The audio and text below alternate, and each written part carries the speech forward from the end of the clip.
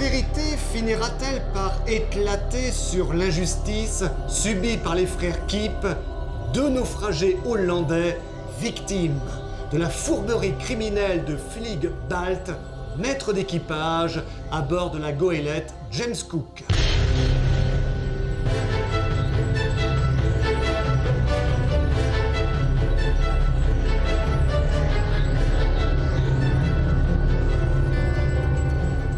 Cette nouvelle aventure de Jules Verne commence dans le port de Dundee, en Nouvelle-Zélande, dans une taverne fréquentée par des marins tous chenapans et ivrognes.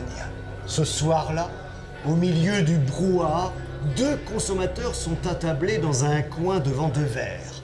Ce sont des marins du navire de commerce, le James Cook, le maître d'équipage, Flieg Balt, et le matelot, Winmold. « Il faut pourtant en finir !»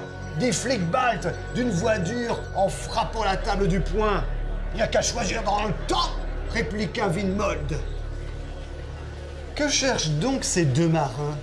Ils veulent trouver des matelots pour compléter l'équipage du James Cook. À cette époque, en cette année 1885, la Nouvelle-Zélande était dévorée par la fièvre endémique de l'or. Les gisements attiraient nombre d'aventuriers et les équipages de navires de commerce ne résistaient pas à cette attraction. C'est précisément ce qui était arrivé au brick anglais James Cook, où 4 des 8 hommes d'équipage avaient déserté. C'est donc pour remplacer ces matelots que le maître d'équipage Flieg Balt et le matelot Winmold étaient allés dans cette taverne. Mais il faut préciser que ce sont des marins sans foi ni loi qu'espèrent trouver nos deux personnages. Ils ont en effet l'intention de devenir maîtres de James Cook en faisant passer par-dessus bord son capitaine. Malgré leur tentative d'embauche, aucun des ivrognes de cette taverne ne voulait embarquer. Soudain, une bagarre formidable se déclenche pour une broutille. Ce fut un tapage infernal. Maître Balt et Winmold eurent grand-peine à éviter d'être atteints par les bouteilles qui volèrent de toutes parts. On frappait, on vociférait, on hurlait. Cette bagarre va se révéler être une opportunité pour Flieg Balt et Winmold. Ayant repéré les 4 matelots à l'origine de cette rixe, le maître d'équipage et Winmold profitent de l'arrivée de la police pour les entraîner avec eux afin de leur permettre d'échapper à la prison. Le lendemain, le James Cook peut donc quitter le port de Dundee avec un équipage au complet, et cela malgré le regard inquisiteur de policiers restés sur la jetée. Lorsque le capitaine Harry Gibson découvre les 4 nouveaux matelots ramenés par son maître d'équipage, il ressentit une impression bien désagréable. Mais, faute de mieux, d'ailleurs, le maître d'équipage Flieg Balt savait bien cacher son jeu et avait réussi depuis plusieurs mois à gagner la confiance du capitaine par un excès de dévouement et d'hypocrisie. Le capitaine Harry Gibson, âgé à cette époque de 50 ans, est un excellent marin. Il navigue pour le compte de Mr. Hawkins, armateur à Hobart Town, la capitale de la Tasmanie. Mr. Hawkins se trouve alors à Wellington, en compagnie du fils du capitaine, Nat Gibson, alors âgé de 21 ans. Il est convenu que le James Cook doit venir les chercher avant de poursuivre leur navigation. Une navigation qui offre à Jules Verne l'occasion de nous faire découvrir ces zones maritimes de la Nouvelle-Zélande, des Nouvelles-Hébrides, des Fidji ou de la Nouvelle-Guinée. Les mœurs des indigènes, leur culture, le rite des tatouages sont ainsi longuement décrits et illustrés par de nombreuses photographies. Il est d'ailleurs à préciser, détail important pour la suite de notre histoire, que le fils du capitaine, Nat Gibson, est un passionné de l'art photographique dont les progrès techniques permettent alors d'avoir des images d'une grande perfection. Son appareil ne le quittait guère, faisant des clichés des sites pittoresques et les portraits d'indigènes. Cette navigation ne se fera pas sans risque toutefois, avec l'attaque du James Cook par des papouasses, heureusement repoussées par l'équipage du navire, mais également par les brusques coups de vent pouvant sévir sur cet océan Pacifique. Chaque jour, chaque nuit, le maître d'équipage Flick Balt attend le moment idéal pour exercer son crime en se débarrassant du capitaine Gibson. Et pour l'instant, l'occasion ne se présente à aucun moment.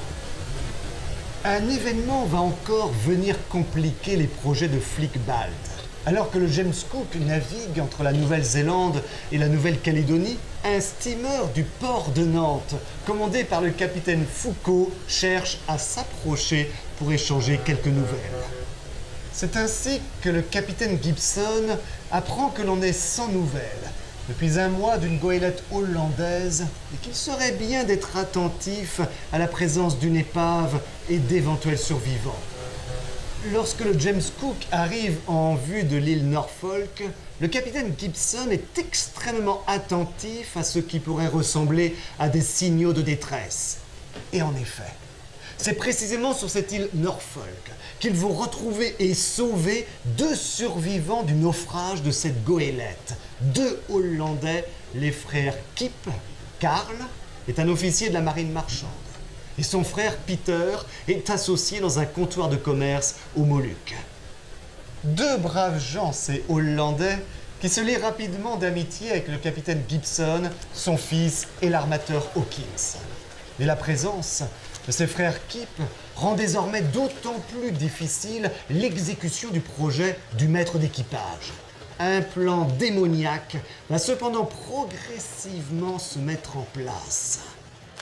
Un poignard aux dents de scie bien particulières sera notamment placé dans la cabine des frères Kip pour qu'il soit aperçu par le jeune et honnête mousse Jim qui venait y faire le ménage, devenant ainsi le cas échéant un témoin pouvant être précieux.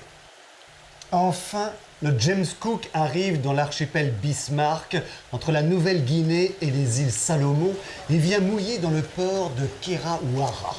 Le soir suivant, alors qu'il traverse un bois pour rejoindre la maison du gouverneur avec une somme de 2000 piastres d'or, le capitaine Gibson est soudain attaqué par 2 malfaiteurs. « Flick Balt, Villemol !»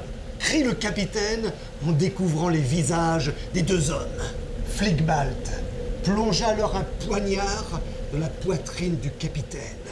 Harry Gibson poussa un suprême gémissement, puis ses yeux grands ouverts, d'où jaillissait un regard d'épouvante, se fixèrent une dernière fois sur ses meurtriers.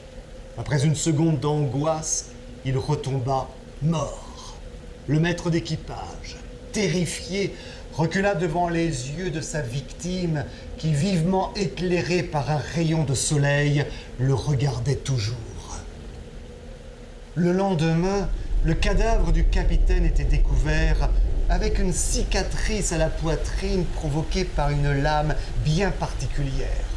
La douleur de son fils, Nat Gibson, et de son armateur et ami, Mr. Hawkins, était immense. Qui avait bien pu faire un crime aussi ignoble? Les frères Kip sont effondrés par la disparition de leur sauveur. Le jeune mousse, Jim, pleurait à grosses larmes. Flick Balt et Villemol se répandaient en violentes menaces contre le ou les meurtriers. On eut alors l'idée de faire 2 clichés du corps du malheureux capitaine avec l'appareil de Nat Gibson. L'un montrant sa poitrine et l'autre sa tête avec ses yeux qui étaient restés largement ouverts. Mr. Hawkins fit venir le maître d'équipage. Flick Balt, le James Cook a perdu son capitaine. Je sais, poursuivit Mr. Hawkins, combien mon malheureux ami avait confiance en vous. Et cette confiance, je suis disposé à vous la continuer. Le maître d'équipage, les yeux baissés, s'inclina sans prononcer une seule parole. Flick Balt se retrouve ainsi, comme il l'avait calculé, chargé du commandement de la goélette. Et son objectif est d'en devenir le maître en l'entraînant vers les îles Salomon. Mais bien rapidement, ses qualités de marin ne se révèlent pas à la hauteur. Karl Kipp, en vrai officier de marine, dont les doutes sur Flick-Balt sont de plus en plus forts, va finir par prendre, avec l'acquiescement de l'armateur, le commandement du navire, alors que sa survie est en jeu en pleine tempête. Flick-Balt, furieux, tente une mutinerie. Mais celle-ci est rapidement maîtrisée et le maître d'équipage se retrouve enfermé avec les matelots qui l'ont suivi. Arrivés au port d'attache du James Cook, à Obertown, ils sont emprisonnés et un procès est organisé pour acte de mutinerie. Mais coup de théâtre, Flick-Balt, en plein procès, accuse les frères Kipp de l'assassinat du capitaine Gibson. La principale preuve, ce fameux poignard à la lame si particulière qu'un complice de Flick-Balt a secrètement placé dans un bagage des frères Kipp et qui est retrouvé par la police. Le témoignage du mousse Jim, qui reconnaît avoir vu l'arme dans la cabine des frères avant le crime, est déterminant. Il n'y a plus de doute. Les frères Kipp se retrouvent condamnés à la peine de mort, reconnus comme coupables de ce crime. Cette peine sera commuée de justesse en une condamnation aux travaux forcés au bagne de Port Arthur grâce à l'énergie de l'armateur Hawkins qui doute de la culpabilité des frères Kipp. Toute la suite de cette histoire est donc celle d'une terrible injustice, celle subie par les frères Kipp. Ces derniers auront l'occasion de rencontrer au bagne deux Irlandais victimes, eux, d'une autre forme d'injustice, celle d'être des condamnés politiques pour avoir participé au mouvement de libération de l'Irlande, alors sous la domination de la Grande-Bretagne. Comment se termine cette aventure ? Je puis vous révéler que l'armateur Hawkins consacrera toute son énergie pour prouver l'innocence des frères Kipp. Grâce à la précision photographique, l'analyse du cliché de la tête du capitaine Gibson et tout particulièrement celle de ses yeux jouera notamment un rôle capital dans le dénouement de cette affaire.